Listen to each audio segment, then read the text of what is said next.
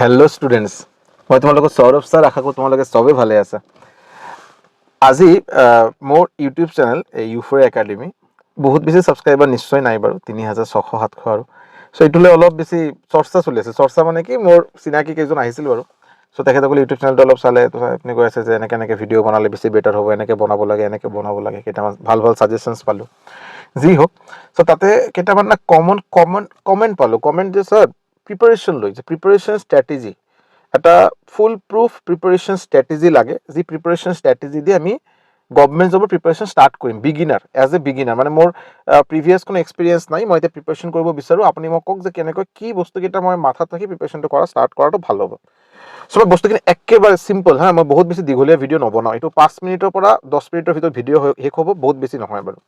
আৰু মই আপোনাক 5টা টিপছ আপোনাক দিম, 5 টিপছ, এটা বেছি নহয়, এটা কমো নহয়। চ' 5টা টিপছ দিম। এই টিপছ কেইটা আপুনি যদি ভালকৈ এইটো অলপ ফ'ল' কৰে, আপুনি নিশ্চয়কৈ গভৰ্ণমেণ্ট জবৰ চাকৰিৰ বাবে প্ৰিপাৰেশ্যন ধুনীয়াকৈ কৰিব, তাতে কোনো সন্দেহ নাই। ক্লিয়াৰ?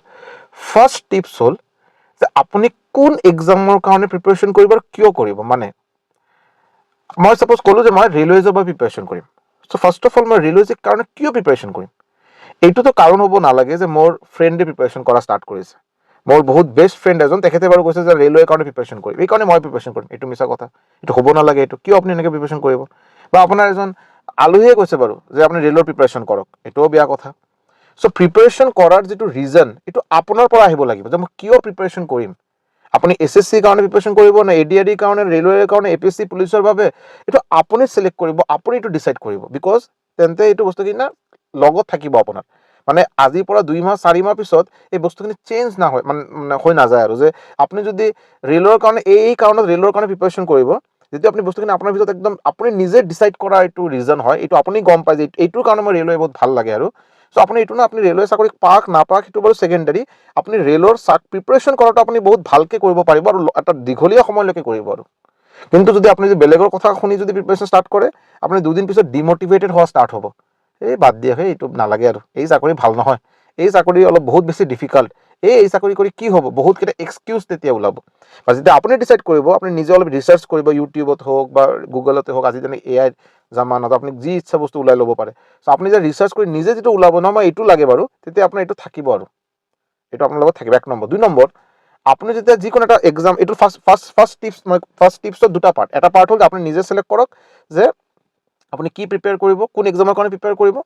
আৰু এই ফাৰ্ষ্ট টিপছৰ ছেকেণ্ড পাৰ্ট হ'ল যে আপুনি এই পাৰ্টিকুলাৰ এক্সামৰ চিলেবাছ শেষ কৰাৰ কাৰণে বেছি গুৰুত্ব দিয়ক। চিলেবাছটো আগতে ভালকৈ চাব লাগে যে অফিচিয়েল নটিফিকেশ্যন কি চিলেবাছ দিয়া থাকে, বা যোৱা বছৰ 3 বছৰ কি পেটাৰ্ণত কুৱেশ্যন আহিছে, এইটো চাই পিনে চিলেবাছটো আগতে অলপ চক ডাউন কৰক। চক ডাউন কৰাৰ চিলেবাছটো আপুনি কেনেকৈ শেষ কৰিব। চিলেবাছ শেষ কৰাৰ বাবে বহুতকেইটা চ'ৰ্চেছ হ'ব পাৰে। আপুনি অনলাইন ক্লাছেছ ল'ব পাৰে, আপুনি ইউটিউবৰ পৰা ফ্ৰী ক্লাছেছ শেষ কৰিব পাৰে, আপুনি কিতাপৰ পৰা শেষ কৰিব পাৰে। এইটো বাৰু বেলেগ বেলেগ চ'ৰ্চেছ আছে। বাট এটা কথা, আপুনি ছাপ'জ মই আপোনাক এক্সাম্পল দি কৈ আছোঁ, আপুনি মেথছ কৰা আৰম্ভ কৰিলে ৰাকেশ যাদৱ ছাৰৰ পৰা, মই জাষ্ট এক্সাম্পল দি কৈ আছোঁ। আপুনি ৰাকেশ যাদৱ ছাৰৰ পৰা যেতিয়া ষ্টাৰ্ট কৰিব নহয়, আপুনি ৰাকেশ যাদৱ ছাৰৰ পৰা এটা চেপ্টাৰ আধা কৰাকৈ আপুনি ওলাই নাযাব। ৰাকেশ যাদৱ ছাৰৰ পৰা ছাপ'জ আপুনি যদি পাৰ্চেণ্টেজে ষ্টাৰ্ট কৰি ছাৰৰ পৰা পাৰ্চেণ্টেজ শেষ কৰক। আপুনি ইয়াৰ পৰা অলপ কৰিব, তাৰ পৰা অলপ কৰিব, ইয়াৰ পৰা অলপ পাৰ্চেণ্টেজ শিকিলোঁ, তাৰ পৰা অলপ পাৰ্চেণ্টেজ শিকিলোঁ, আপোনাৰ কেতিয়াও পাৰ্চেণ্টেজ ভালকৈ ক্লিয়াৰে নহয়। তো আপুনি যেতিয়া এটা পাৰ্টিকুলাৰ টপিক, এটা চেপ্টাৰ, যিকোনো এটা চ'ৰ্চৰ পৰা আপুনি এটলিষ্ট শেষ কৰক। আপুনি যেনেকৈ ছাপ'জ GSৰ কথা, আপুনি যদি GS যদি কোনো ভাল কিতাপ যদি পাৰ্চেছ কৰে, লুচেণ্টৰ নিচিনা কোনো কিতাপ বা মনোহৰ পাণ্ডে বা লুচেণ্ট, তাৰ পৰা আপুনি কমপ্লিট শেষ কৰক। আপুনি মনোহৰ পাণ্ডেৰ পৰা অলপ কৰিলে, লুচেণ্টৰ পৰা অলপ কৰিলে, বেলেগ কিবা এটা কিতাপ পাৰ্চেছ কৰিলে, এনেকৈ কৰিব গ'লে কিন্তু বস্তুখিনি কিন্তু ভালকৈ নহয়। কিন্তু চ' আগতে আপুনি ডিচাইড কৰিব কোন এক্সাম, নেক্সট চিলেবাছ শেষ কৰিব, চিলেবাছটো কেনেকৈ শেষ কৰিব, YouTube classes, free classes, online paid classes, or যিকোনো অথেণ্টিক কিতাপ। এইটো হ'ল আপোনাৰ ফাৰ্ষ্ট টিপ। ছেকেণ্ড টিপছ হ'ল যে আপুনি চিলেবাছ যিটো মই ক'লোঁ যে চিলেবাছ শেষ কৰাটোতো বাৰু ঠিকেই, বহুত ইম্পৰ্টেণ্ট কথা। ইয়াৰ মাজত স্কিপিং কৰা মানে যে কোন বস্তু মোৰ প্ৰয়োজন নাই, এইটো বাৰু এই এক্সামৰ বাবে কেতিয়াও নাহে, এইকেইটা স্কিপ কৰা বহুত প্ৰয়োজন। ছাপ'জ মই লুচেণ্টৰ কিতাপৰ কথা যদি কওঁ, লুচেণ্টৰ কিতাপ মই বাৰু সদায় এইটো ষ্টুডেণ্টক ছাজেষ্ট কৰোঁ যে লুচেণ্ট কিতাপ কেছে ভি কৰকে খতম কিজিয়ে।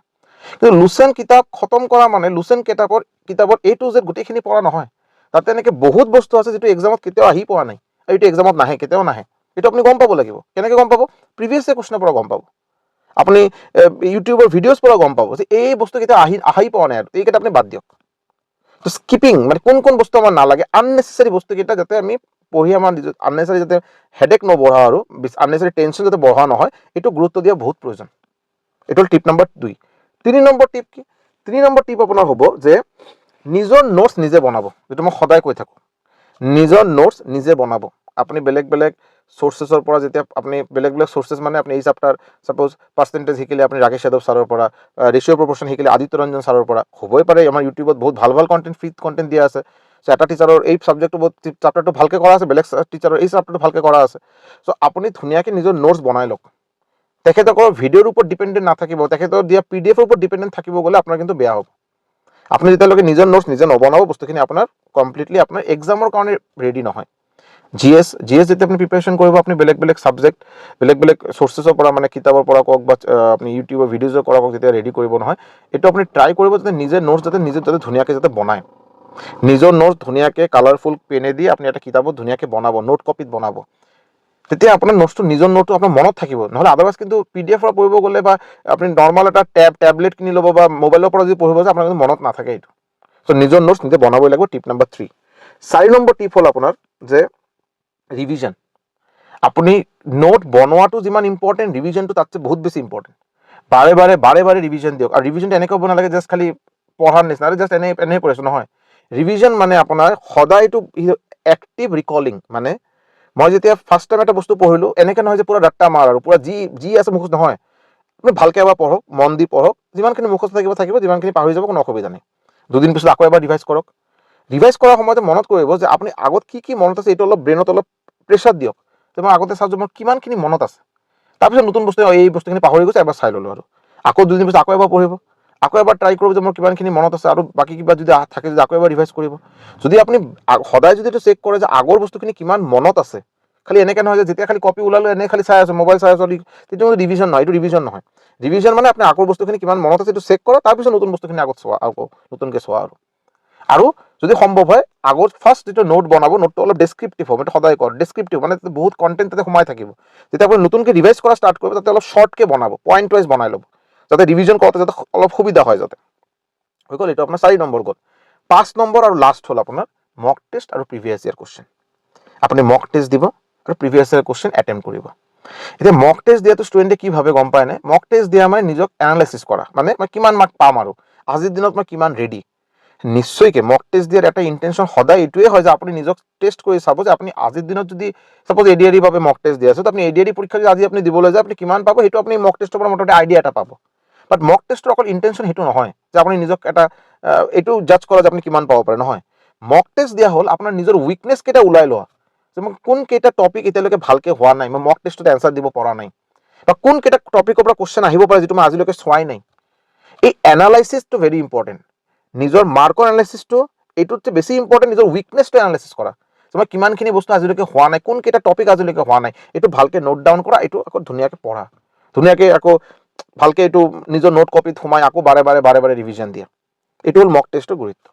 এই 5টা পইণ্ট যদি আপুনি ভালকৈ যদি ফ'ল' কৰিব পাৰে, মই আপোনাক কৈ আছোঁ আপুনি যিকোনো পৰীক্ষাই কওক, ADRE, Assam police, SSC, railways, যি পৰীক্ষাই কওক আপোনাৰ প্ৰিপাৰেশ্যন ভালকৈ হ'ব, তাতে কোনো সন্দেহ নাই। কিন্তু এবাৰ ফ'ল' কৰক।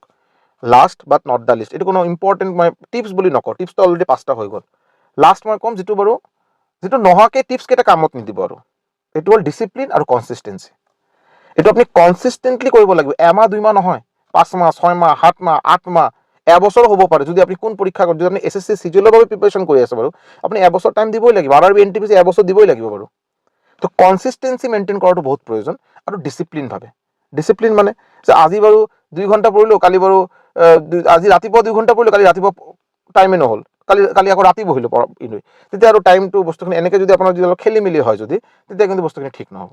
চ' কনচিষ্টেঞ্চি, ৰেগুলাৰিটি, ডিচিপ্লিন, এই বস্তুকেইটা স্পেচিয়েল কোৱালিটিজ, যি কোৱালিটি মেইনটেইন নকৰিলে এজন এছপিৰেণ্টে কেতিয়াও ছাকচেছফুল হ'বই নোৱাৰে।